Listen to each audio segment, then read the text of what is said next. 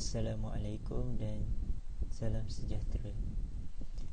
Kami terdiri daripada 3 orang, iaitu saya Muhammad Kamal bin Muhammad Nizam, Aizul Syafizal dan Nasrullah.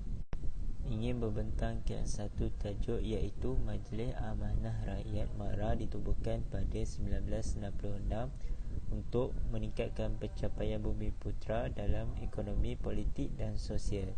Terlebih dahulu saya akan memulakan dengan pengenalan dan latar belakang MARA. Majlis Amanah Rakyat MARA telah ditubuhkan sebagai sebuah badan berkanun di bawah Akta MARA 1966.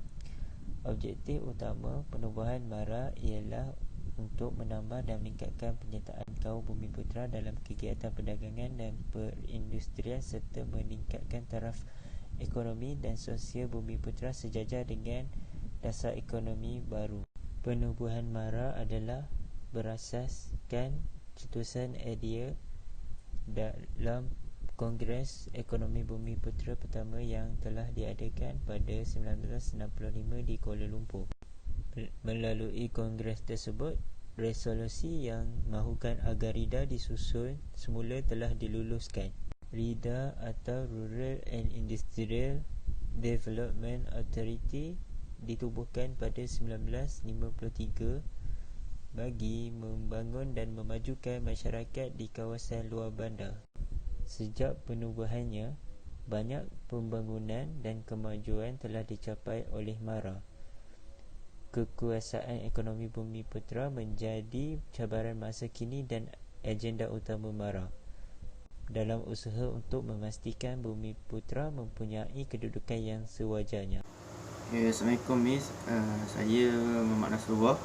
Saya akan menerangkan tentang cara-cara MARA membantu usahawan melalui program yang dianjurkan. Sedikit pengenalan ringkas. Bahagian Pembangunan Usahawan atau BPU berperanan dalam mengendalikan program-program latihan keusahawanan MARA.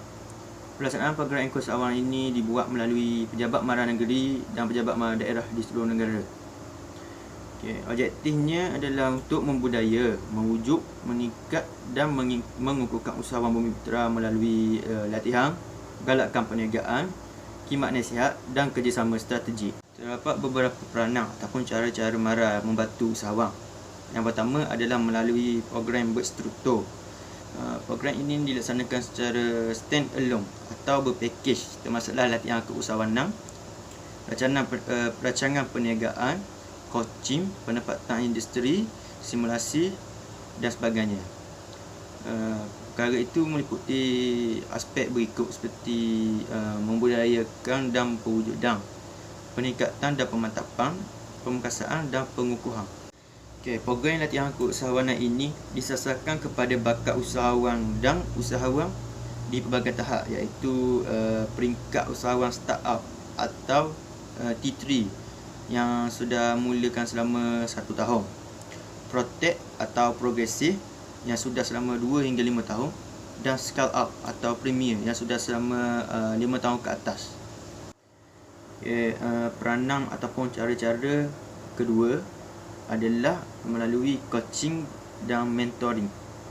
Program coaching dan mentoring adalah perkhidmatan profesional daripada industri atau pakar perniagaan yang bertindak atau berfungsi sebagai pakar rujuk dan mentor yang berkaitan dalam bidang seperti pembangunan dan kajian, pemasaran atau penjenamaan, perkhidmatan konsultasi profesional, kewangan atau perekonomian, persijilan dan pemiawaan, dan juga teknologi, ICT dan inovasi. Peranan yang ketiga diberi nama program khidmat nasihat. Melalui program khidmat nasihat ini adalah satu kemudahan yang disediakan oleh MARA kepada usahawan dan bakat usahawan dalam mendapatkan bimbingan dalam membangunkan usahawan. Program yang berbentuk outreach dan khidmat nasihat ini boleh diperoleh melalui 117 buah pejabat MARA daerah dan juga 14 buah pejabat MARA negeri. Cara-cara MARA membantu usahawan yang terakhir adalah melalui program KAS. Program KAS yang dianjurkan di bawah sektor keusahawanan merupakan program yang dirangka untuk membangunkan usahawan dalam industri yang berpotensi secara berpakej.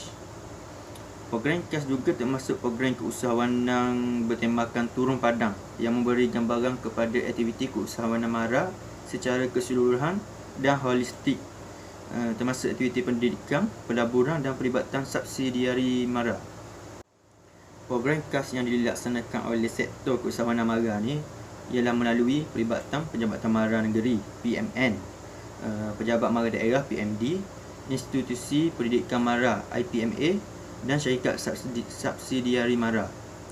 Program ni adalah merupakan platform untuk menyalurkan maklumat yang tepat dan betul kepada masyarakat luar bandar mengenai program-program keusahawanan di bawah MARA dan agensi keusahawanan di bawah Kementerian Pembangunan Luar Bandar. Antara program KAS yang di bawah MARA ni adalah seperti program Wanita Berinspirasi Ekonomi WISE, Mercu, Hit Barber, MARA in Fashion MIF, Get to Global GTG dan Beauty in Business BIS. Okey, setakat tu saja daripada saya. Saya serahkan kepada Assalamualaikum warahmatullahi wabarakatuh. Saya Muhammad Aziz Syafizal bin Muhammad Saimi daripada kelas TLO2A daripada kos Engineering Petroleum. Ini membentangkan tentang usaha MARA membantu negara meningkatkan ekonomi Bumiputera ke arah negara yang maju. Yang pertama, mewujudkan serta menambah bilangan usahawan di kalangan Bumiputera dan meningkatkan taraf mereka dalam kegiatan perdagangan serta perusahaan ke arah pembentukan masyarakat peniaga yang berjaya dan kukuh.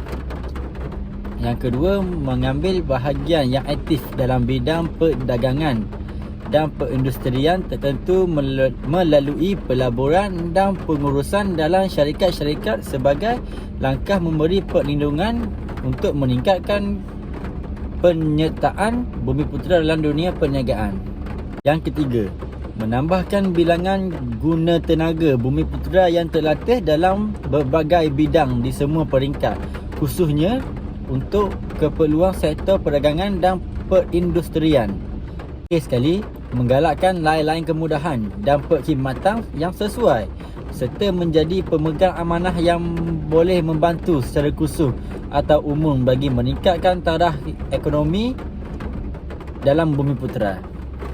Kesimpulannya, sejak penubuhannya, banyak pembangunan dan kemajuan telah dicapai oleh MARA.